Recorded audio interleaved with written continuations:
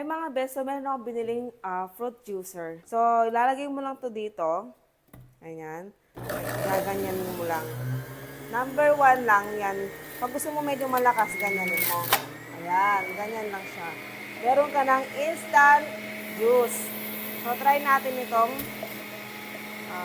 pipino. Diba? Ayan. So, try naman natin itong grapefruit. Ayan. Diba? Ang daming juice. Try naman natin itong apple.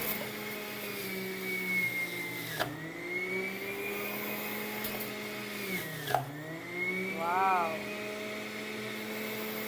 Kung gusto niyo maging healthy living, try niyo na to mga best. Ang mura lang niyan. Kung gusto niyo mag-order nito mga best, nasa yellow basket lang. O, di ba? Sa isang minuto, meron ka ng juice. O, tapos na. Yan. Hinihiwalay na niya yung balat. Ayan, dahil tinanggal ko na yung balat, yung konti na lang yung nandito.